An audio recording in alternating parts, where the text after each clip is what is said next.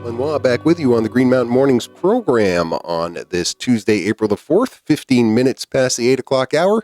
Spending the remainder of today's program, however, talking local news with Mike Faher, reporter whose stories appear in VTDigger as well as the Brattleboro Reformer and the Commons. Good to have you here in the studio with us, Mike. Yeah, thanks for having me. And I wasn't sure when I didn't hear your email from you yesterday if you were going to make it in or if you were mad at me because the Red Sox beat the Pirates. Pirates fans are used to losing. It's what we do. It's just another day in Piratesville. I was like, is Mike going to not come in tomorrow just because the Red Sox beat the Pirates? It's one game out of 161. So, but you don't sound too upbeat about your team's prospects. I've been Pirates fans in seasons where it's over by tax deadline day. So you got a tough division with the Cubs and the Cardinals and all those teams, indeed. But good luck to you for the season, indeed, at Western Pennsylvania. Boy, over there. Now in Vermont and covering a lot of stories happening here locally, and none bigger really than Vermont Yankee and the sale from Entergy to North Star Group. And we're finally, weather permitting and looking at the weather forecast, going to have a public hearing on this coming up on Thursday after it was delayed from the last month with the snow that came down. And you have a couple different stories about this in the past week. Let's get to the one that was published in Wednesday's paper last week about the Abenaki tribes granted intervener status. Now, there was some question about this because they had missed the deadline to apply, but ultimately the Public Service Board, it sounds to me that they're kind of like erring on the side of abundance as far as letting everybody into this process. Yeah, I mean, what the state said is there were two different tribes, and both were actually late. They missed the deadline for applying for this intervention status. But the state said, it's early in the process, and we don't think this is going to slow things down. And it's, I think they err on the side, as you say, of allowing people to participate in this process. No reason to penalize them in a situation like this. And I know both North Star and Entergy objected to the tribes being granted this status, right? Well, it was interesting. They objected to one of the tribes, the second tribe, the one that's actually out of the area. It's based up in northern Vermont. And they objected to it on timeliness because it was actually a week later than the other tribe. And they also said that they didn't feel that the group's concerns about future reuse of the site were relevant to the sale. Right. They basically said, look, when we decide what we want to do with that site after we clean it up, we'll get back to the Public Service Board and then we can talk about that. And the state didn't buy that.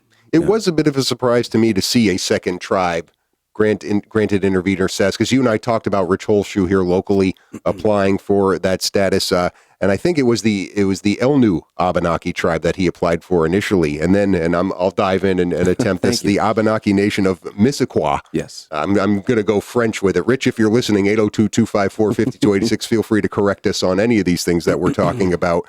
But what exactly does it mean for them to have intervener status in this process? Yeah, I mean, all it means, it's essentially giving, it's giving them a seat at the table. You're sort of a formal party. You get to participate in a way that the average citizen doesn't. It doesn't mean when you intervene that you're opposed. In fact, most of the interveners have made a point of saying they're not opposed, but they feel like they have some deeper interest in the sale and its impacts. And so therefore they're going to get involved. And I mean, and it's not something to be done lightly, because this is they call it a quasi-judicial process, and it's very formal. And most of the folks who intervene are not, attorneys. They can't hire attorneys.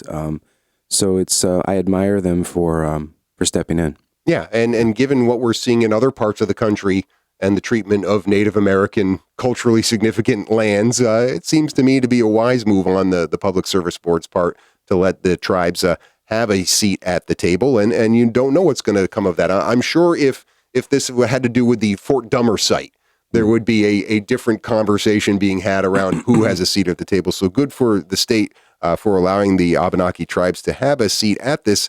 And so they will be there Thursday for this public hearing that's taking place at Vernon Elementary School. Well, you shrugged. Why wouldn't they be? Well, you'd like to think. Okay.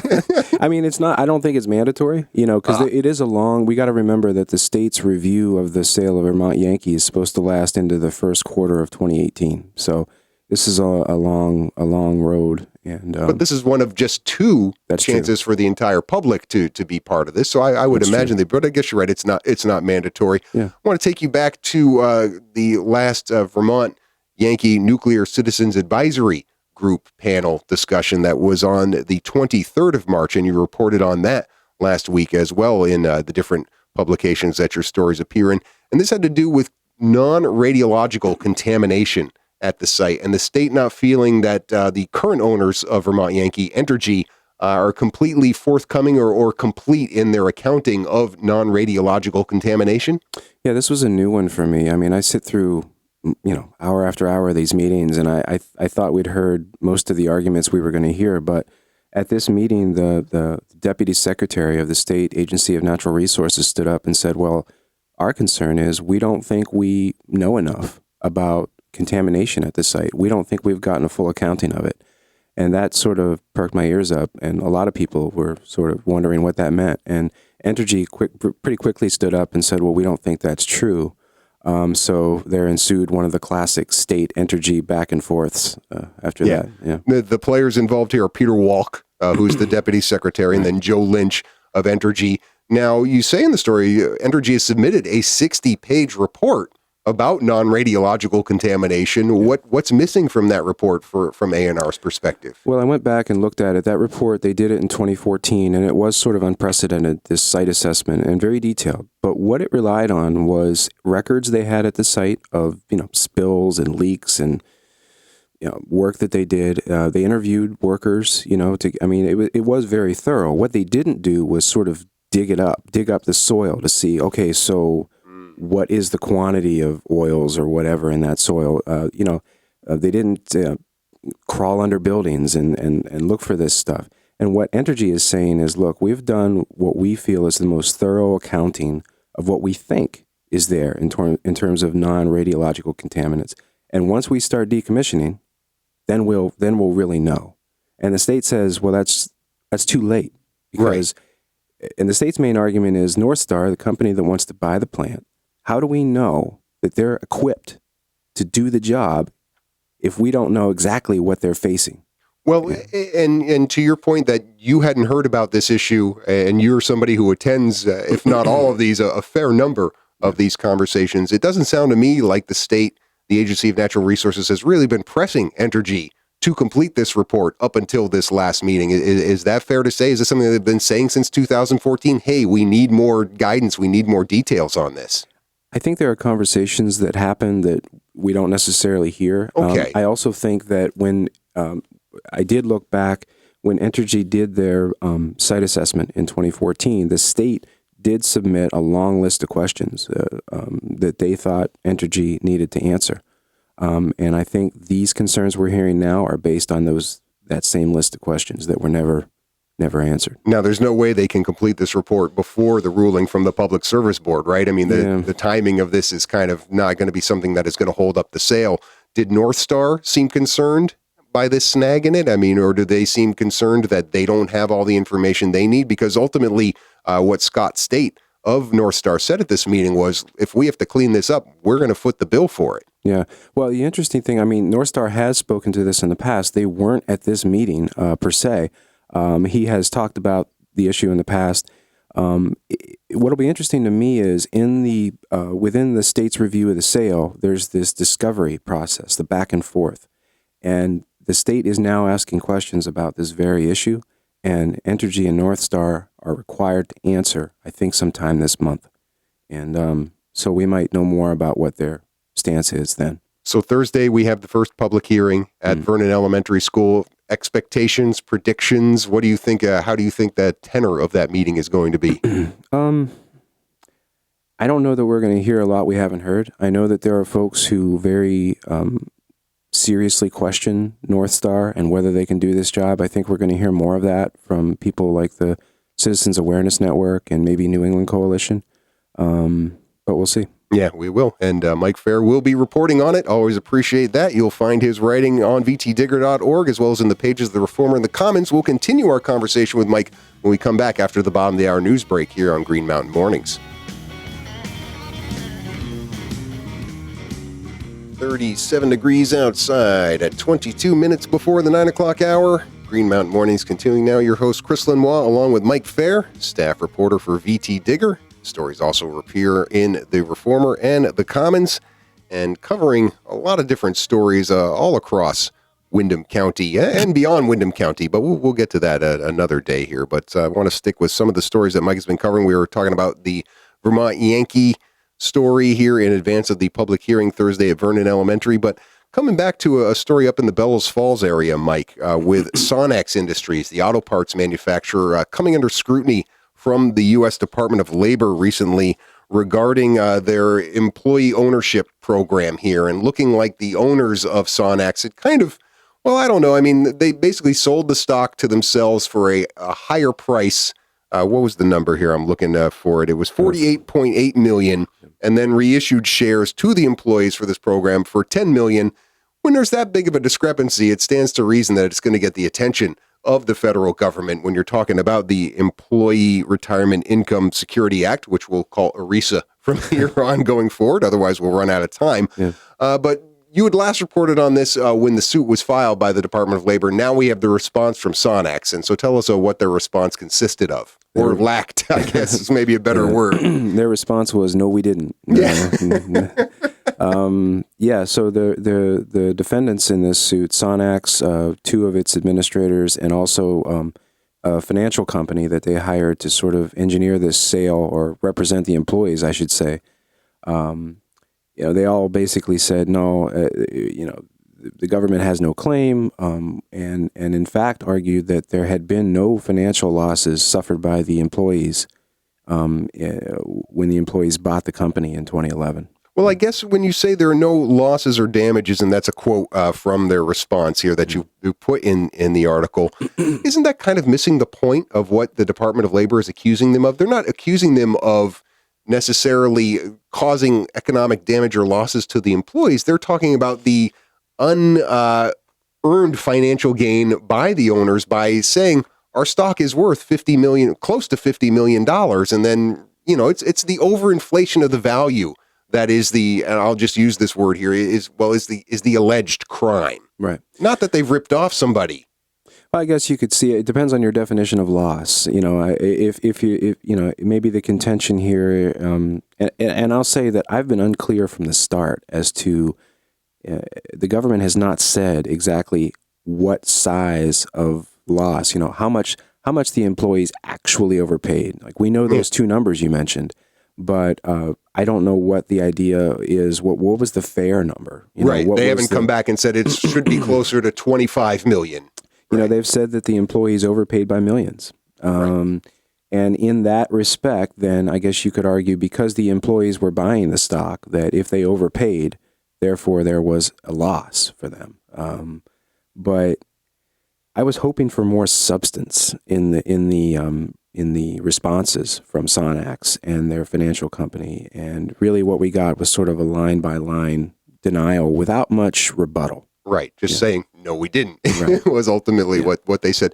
Now, many of us in this community, obviously being a small community, know employees at Sonnax. And I've seen statements put out on social media that they don't feel that this has been an issue. At least the people I know who work at Sonnax, I haven't seen anything to the contrary, so I don't want to start putting words in their mouth. But are they making any kind of official statement, the employee owners of this company? Are they making any kind of concerted statement to either in support or against Sonnax in this case? There's been nothing filed in the court documents. In fact, right before these responses were, one of the defendants, the original defendants, was the employee ownership stock program. And we were sort of scratching our heads saying, well, why would they be sued?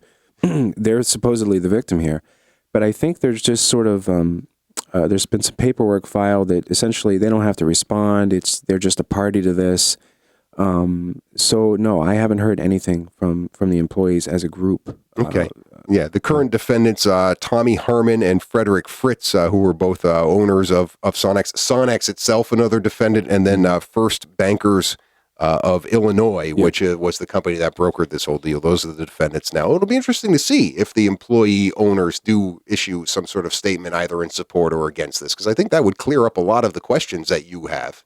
Yeah, and it'll be interesting to me too as to whether there's some sort of settlement eventually here. I don't know how long this is going to play out. There was a set time period for a response. It was months. So this could go on for a while without any more information. All right. Well, and when you get information, I'm sure we'll see it in the pages of the publications you're working on. I mean, we're talking about a big company for this area when you're talking about Sonnax Industries up in the Bellows Falls area. Another big company in this area is Mount Snow. And you have a story in today's Brattleboro Reformer about them being granted. Well, I guess they requested this extension on their Westlake project from the Vermont Natural Resources Board? Yeah, this is their big $30 million snowmaking project, 120 million gallons. It's gonna increase their snowmaking capacity by 6 times. And they asked the state for an extra year, and the state granted it. It's an Act 250 permit. And what this means is they have until October of 2018 to finish it. And why I thought that was significant was, despite all the EB5 funding delays that Mount Snow went through last year, they have been adamant in saying, we're going to have this Westlake project ready for the 2017-2018 ski season. And apparently they're still shooting for that, from what I can tell from the documents, but they're worried now they might not hit that. Now, they have the Act 250 permit, or are there still hearings around that? I'm just trying to anticipate the different snags, because the money has been released through the EB5 program. So what other obstacles are there other than construction obstacles? Are there any other bureaucratic obstacles at this point? No, I don't think so. One of the issues here is that they've had the Act 250 permit for quite a while, but the EB5 mess just pushed everything out further and further and further to the point where now they need these extensions because there are expiration dates, completion deadlines in those original permits.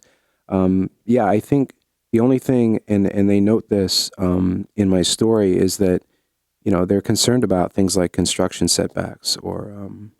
Those are bound to happen when you're digging a pipeline from a water source to the snowmaking source. I mean, Peak Resorts has been trying to do this since they bought the resort over 10 years ago now. So it's nice to see that they have at least all those bureaucratic hurdles cleared and can actually put some shovels in the ground. I think, the problem that they face is that they had to wait so long and stop construction at one point because there was no money, that now they're really concerned about the schedule being almost too tight. Yeah. So a little bit of breathing room there, given until October 2018. I mean, it's incumbent on them for their pass holders to be able to deliver the kind of snowmaking capacity that they want to deliver. We're not going to get winters like we just got every single time around, right? Yeah, that's right. We know all too well. Story you had recently in yesterday's Brattleboro Reformer, but I think it was in the Digger the week before, has to do with Marlboro College leaving Brattleboro this weekend. I didn't realize it was coming up so fast. So talk a little about the impetus for this move. I am sure a lot of people are aware of it, but they're leaving the Marlboro Graduate School campus at 28 Vernon Street. That building is for sale. That's right. Yeah, when the new president came on board at Marlboro in 2015, one of the first things he was looking at was he felt that he needed to better integrate the grad school and the undergrads. And it didn't start out, as I understand it, a conversation of let's move the grad school campus up to Marlboro, but it became that. And in November, the trustees voted to, in fact, bring everybody up on the hill. And as you say, what that means is they've got this big, I think it's a 50,000 square foot building. I might be wrong about that, but it's a big building in downtown Brattleboro that's now for sale. And they bought that building, according to town records, for $3.5 million. Okay. 17 years ago. So. And I know they were playing it pretty close to the vest as far as if they have any prospective buyers for it, but it did sound like something was in the works at least. It's not like it's just going to be sitting there with a for sale sign for a protracted period of time. Yeah, the president told me, I mean, he didn't name names, but he said that he felt that they had a buyer who was deep into their due diligence.